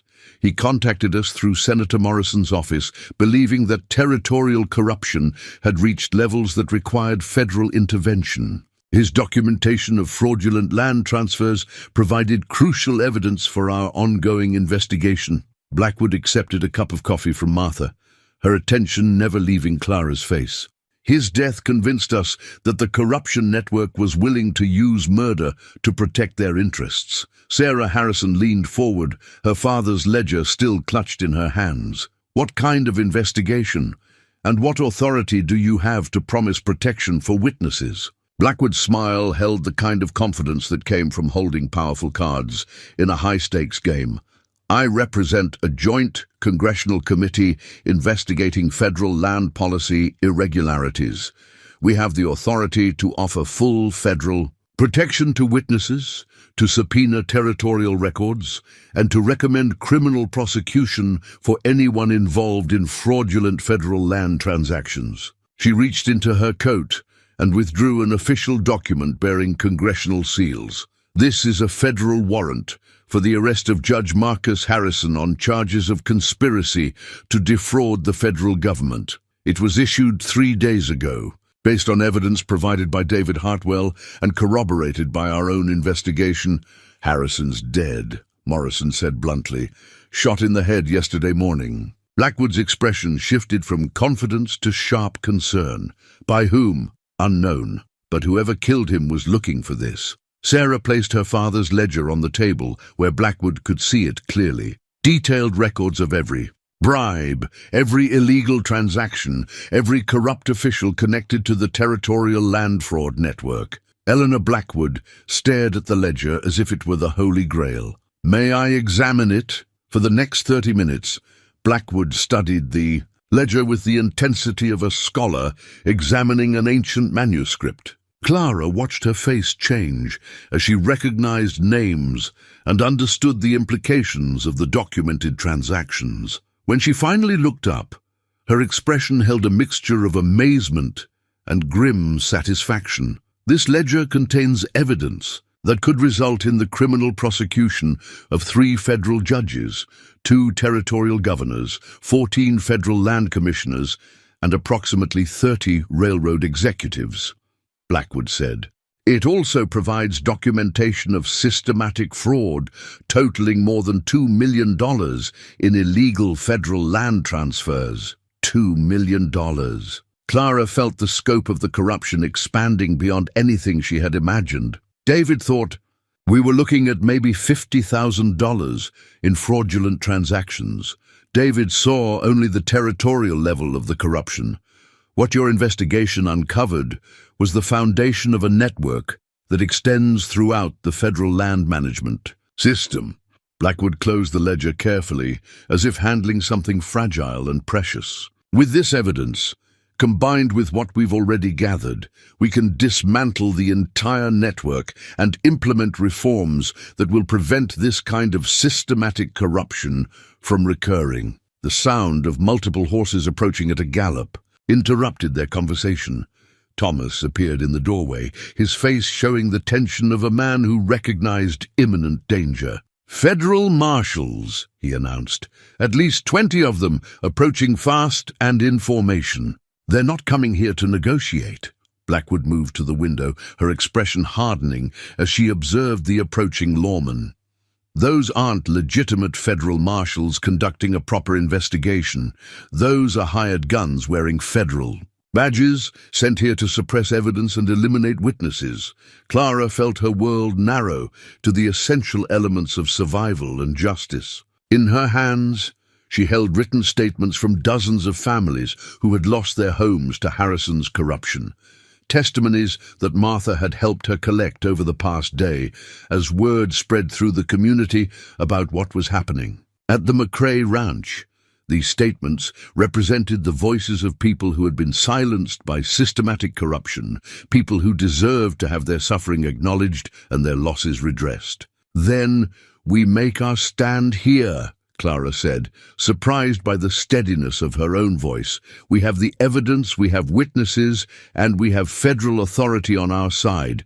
If corrupt officials want to suppress the truth, they'll have to do it in full view of legitimate federal investigators." Eleanor Blackwood checked her own weapon, a small but efficient revolver that suggested she was prepared for more than administrative battles. "Miss Dawson, I want you to understand the magnitude of what we're about to attempt. If we succeed, we'll expose corruption that reaches to the highest levels of territorial and federal government. We'll bring justice for David Hartwell and dozens of other victims. But if we fail, Clara interrupted, placing a protective hand over her unborn child, then David's death will have meant nothing, and the corruption will continue. That's not acceptable." Outside, the federal marshals had reached the edge of the yard, their weapons drawn and their intentions clear. But Clara no longer felt the helpless terror that had driven her across 200 miles of wilderness. She was no longer a fugitive teacher carrying evidence she didn't fully understand. She was a woman fighting for justice, surrounded by allies, who shared her commitment to truth, armed with evidence that could transform the American frontier. And she was ready for the final confrontation that would determine whether courage and principle could triumph over institutional corruption and organized violence.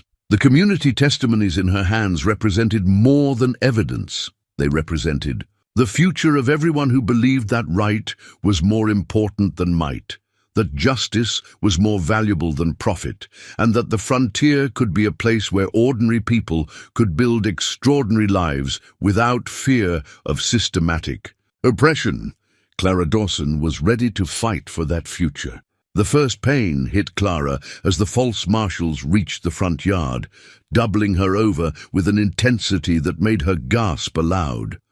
Martha immediately moved to her side, experienced hands assessing the situation with the quick efficiency of a woman who had delivered dozens of babies on the frontier. "Labor," Martha announced quietly, her voice carrying to the others in the kitchen without alerting the men outside. "Early, but not dangerously so. The baby's coming, whether we're ready or not." Eleanor Blackwood's training in crisis management immediately took over. "How long do we have?" "Hard to say with the first child," Martha replied, helping Clara to a chair near the kitchen's back window.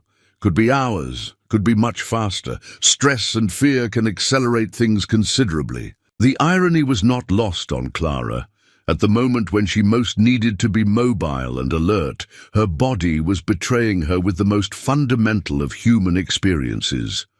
But as another contraction gripped her, stronger than the first, she realized that this was not betrayal, but transformation. She was about to bring new life into the world at the exact moment when she was fighting to create a better world for that life to inhabit. Outside, the voice of the false marshal leader carried clearly through the morning air. "This is federal.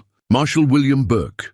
We have warrants for the arrest of Clara Dawson, Silas McCrae, and Sarah Harrison on charges of conspiracy against the United States government. Surrender immediately, or face the consequences of resisting federal authority."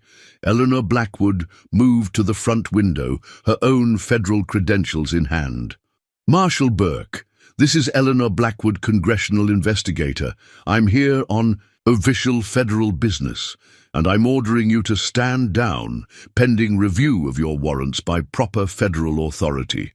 The response came not in words, but in the distinctive sound of rifles being readied for action. Through the window, Clara could see the false marshals spreading out in a classic assault formation, their movements showing military precision rather than law enforcement procedure. "They're not here to make arrests," Morrison observed, checking his own weapon with professional calm. "They're here to eliminate witnesses and recover evidence." Blackwood's federal authority means nothing to men who are already operating outside the law. Another contraction hit Clara, this one accompanied by the unmistakable sensation of her water breaking. Martha immediately began gathering towels and preparing the improvised birthing area, her movements calm despite the extraordinary circumstances. "Silas," Clara managed between waves of pain, "the evidence. Whatever happens to me, make sure the testimonies reach Senator Morrison. Make sure the family's voices are heard." "Nothing's going to happen to you," Silas replied, but his voice carried the tension of a man who understood that he was about to face the most important fight of his life. "Thomas, take Martha and Miss Dawson to the back bedroom. Morrison, you and your men cover the rear approaches. Miss Blackwood and I will handle the front." "No," Clara said, her voice strengthened by determination despite her physical situation. "I stay here where I can see what's happening. This child is going to be born free, and I want to witness the moment when justice finally triumphs over corruption." As if responding to her words, the baby moved decisively within her, and Clara felt the inexorable progression of labor accelerating beyond anything Martha had predicted. This child, conceived in love and carried through months of danger, was determined to enter the world at the moment when that world was being fought for. The false marshals began their advance, moving with the coordinated precision of men who had done this kind of work many times before. But they had not anticipated resistance from legitimate federal authority, had not expected to face professional killers who had switched sides, and had certainly not planned for their assault to be complicated by the birth of a child. Eleanor. Blackwood's voice rang out across the yard with the authority of someone accustomed to being obeyed. By the authority vested in me by the United States Congress, I order you to halt your advance and present your credentials for federal review. Any attack on this house will be considered an assault on a federal investigation and will be met with appropriate force. The false martial leader's response revealed the true nature of their mission. Congressional authority ends where territorial security begins, lady. Stand aside or be considered an enemy of federal interests. Clara felt the baby's head crowning. As the shooting began, the first volley shattered the front windows of the house, sending glass cascading across the kitchen floor where she lay. But instead of fear, she felt a surge of fierce protectiveness that seemed to give her strength beyond her physical limits. "Now!" Martha commanded, her voice cutting through the sound of gunfire. "Push now, Clara. Bring this child into the world." As bullets struck the walls around them and men shouted orders in the yard outside, Clara bore down with every ounce of strength she possessed. The pain was overwhelming, but it was the pain of creation rather than destruction, the agony that brought forth life rather than ending it. Through the broken window, she could see Morrison and his men returning fire with deadly precision. Their earlier loyalty to corrupt officials now transformed into fierce protection of the people who had shown them the truth about their betrayal. Thomas moved with military efficiency, his Civil War experience evident in every tactical decision he made. Silas and Eleanor Blackwood coordinated their defense from the front windows, their unlikely partnership representing everything Clara had hoped to achieve, the alliance between local justice and federal authority, between individual courage and institutional power.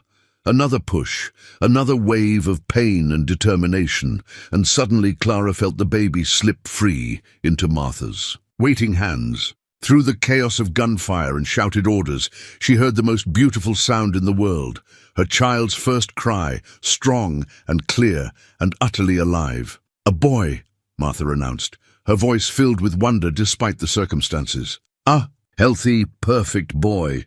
Clara reached for her son with trembling hands, cradling him against her chest as bullets continued to fly around them. He was tiny and red and absolutely beautiful, his eyes already open and alert, as if he was trying to understand the world he had just entered. "David," she whispered, naming him for the father who had died fighting the same corruption that now sought to destroy them all.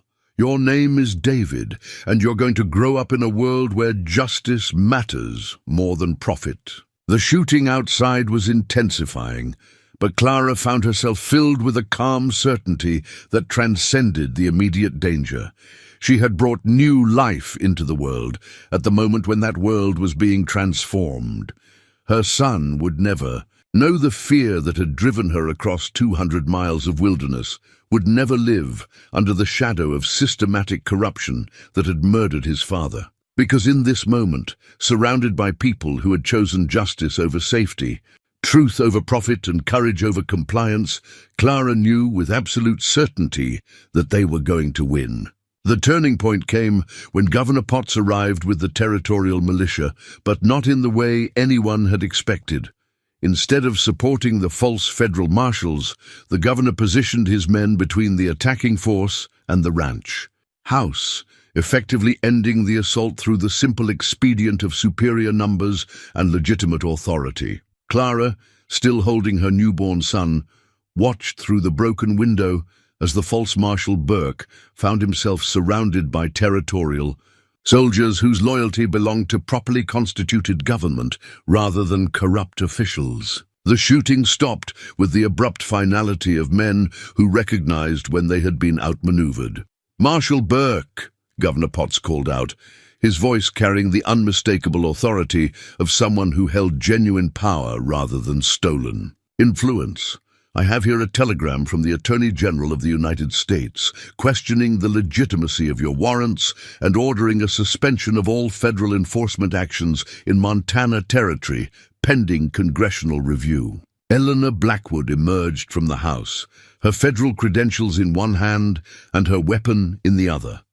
The combination of legitimate authority and demonstrated willingness to use force made a powerful impression on everyone present. "Governor Potts," Blackwood said, her voice carrying across the sudden silence of the yard, "I'm Eleanor Blackwood, congressional investigator. I have federal authority to detain these men pending investigation of their credentials and the validity of their warrants." What followed was the kind of bureaucratic confrontation that Clara had learned could be more decisive than any gunfight. Blackwood and Governor Potts examined the false marshal's documentation with the methodical precision of people who understood that legitimacy was the ultimate weapon in any political battle. These warrants were never properly filed with the federal court in Denver, Blackwood announced after several minutes of careful examination.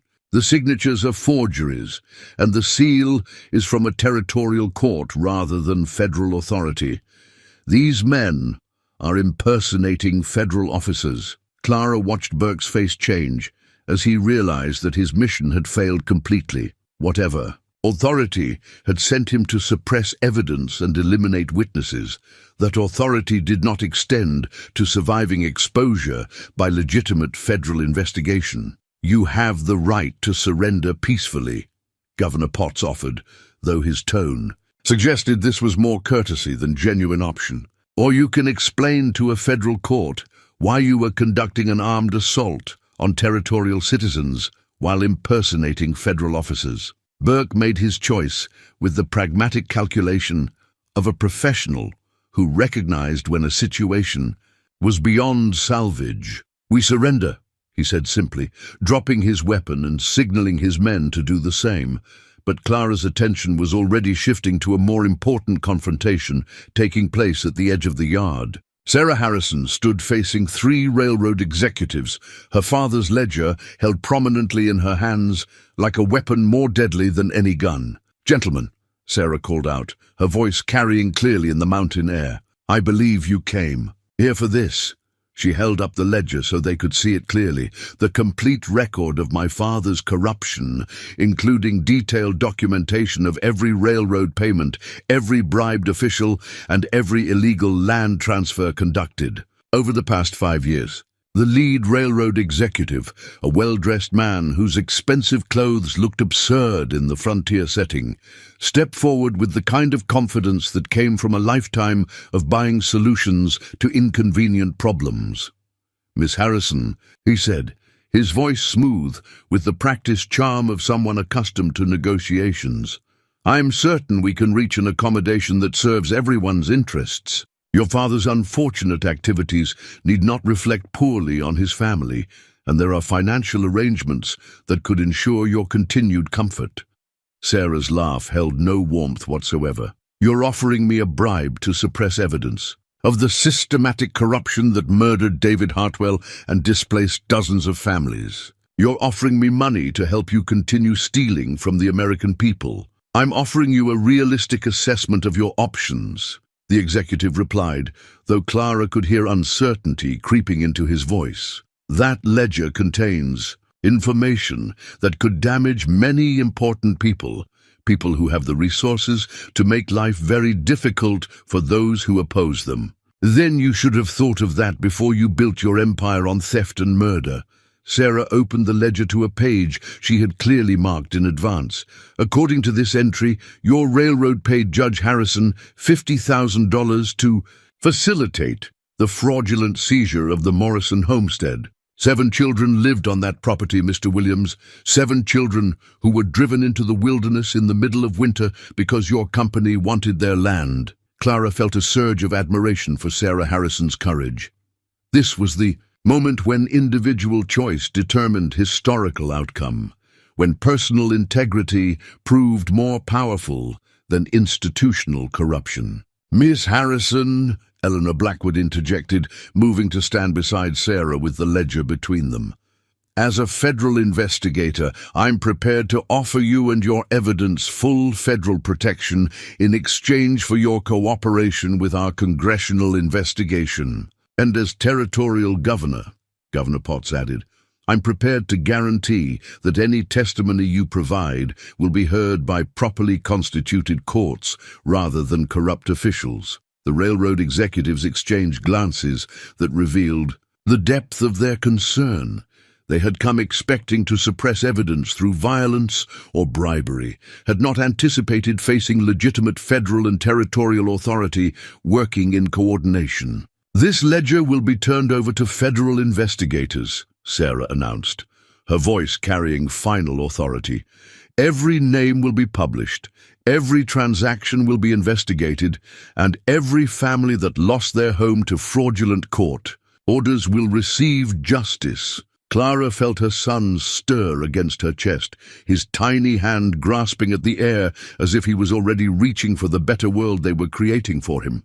Through the window, she could see the railroad executives retreating toward their horses, their mission failed and their exposure imminent. The false marshals were being loaded into territorial wagons under the watchful eyes of Governor Potts's militia. Eleanor Blackwood was organizing the evidence for transport to federal investigators. Morrison and his men were helping Thomas secure the ranch and tend to the wounded. But most importantly, Sarah Harrison was walking toward the house with her father's ledger, ready to turn over the evidence that would finally bring justice for David Hartwell and redemption for everyone who had suffered under the corruption network's systematic theft. Clara looked down at her son, David Hartwell Dawson, born free in a world where justice had finally triumphed over organized corruption. His father's sacrifice had not been in vain. His future would be built on truth rather than lies, on legitimate authority rather than stolen power. The frontier would be a place where families could build honest lives without fear of systematic oppression. And it would be that way because ordinary people had found the courage to stand up to extraordinary corruption, because love had proved stronger than greed, and because the truth had finally become more powerful than money. Clara smiled as she held her son, knowing that David Hartwell's mission was complete. 6 months later, the Montana Territory bore little resemblance to the landscape of corruption and fear that had driven Clara Dawson into the wilderness. The changes were visible everywhere. In the new federal courthouse in Helena, where honest judges now presided over legitimate proceedings. In the territorial land office, where clerks worked under congressional oversight. And most noticeably, in the small communities where families had returned to reclaim properties stolen through fraudulent court orders. Clara stood on the front porch of what was now officially the McCrae-Dawson Ranch, watching her son David take his first tentative steps across the wooden planks while Silas provided steady hands for balance. At 6 months old, the boy showed the same determination that had driven his mother across 200 miles of winter wilderness, the same refusal to accept limitations that had motivated his father to fight institutional corruption. The morning brought news that had become routine over the past months. Another arrest, another conviction, another family compensated for losses suffered under Judge Harrison's corrupt regime. Eleanor Blackwood's congressional investigation had proven as thorough as promised, resulting in the prosecution of 43 federal and territorial officials and the recovery of more than $3 million in fraudulently transferred properties. "Senator Morrison's office sent word yesterday," Silas announced, emerging from the house with a telegram that bore official congressional seals. The Railroad Accountability Act passed both houses of Congress. Every railroad company receiving federal land grants will now be subject to congressional oversight, and any future fraudulent land transfers will trigger immediate federal intervention. Clara accepted the telegram, with hands that no longer trembled when she read official documents. The frightened fugitive who had collapsed in the snow outside this very house had been transformed into someone that territorial newspapers called the school teacher who changed America. She found the title somewhat embarrassing, but she couldn't deny that her investigation had catalyzed reforms that extended far beyond Montana territory. Martha appeared in the doorway, her arms full of linens that she was taking to the new schoolhouse that had been built at the crossroads 3 miles south of the ranch. What had begun as Clara's informal teaching of ranch workers' children had evolved into something far more significant, a territorial demonstration school where innovative educational methods were being developed and tested before implementation throughout the American West. Enrollment is up to 47 children this week, Martha reported, her voice carrying the satisfaction of someone who had helped build something lasting and valuable. Including 6 from the Morrison family. They moved back to their original homestead after the federal court restored their property rights, the Morrison family. Clara remembered finding their names in Judge Harrison's ledger, remembered documenting their forced removal from land they had legally purchased and improved over 5 years of backbreaking labor. Their return represented more than individual justice. It symbolized the systematic restoration of legitimate property rights throughout the territory. Thomas rode up from the south pasture, his horse kicking up dust from ground that showed the first green shoots of spring grass. His transformation over the past months had been as remarkable as anyone's.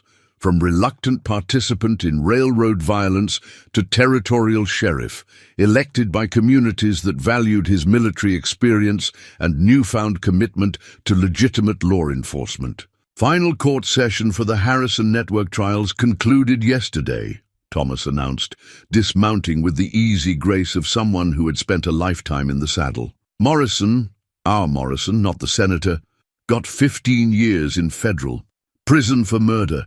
Burke and his false marshals got 10 years each for impersonating federal officers, and the railroad executives 25 years and full restitution to affected families, Clara finished, having followed every trial with the attention of someone whose testimony had been crucial to multiple convictions. Justice served, finally and completely, Sarah. Harrison emerged from the schoolhouse, where she had been working with Clara to develop curricula that emphasized critical thinking and civic responsibility. The judge's daughter had become one of Clara's closest collaborators, her intimate knowledge of territorial corruption providing invaluable context for educational programs designed to prevent future systematic abuse of governmental authority.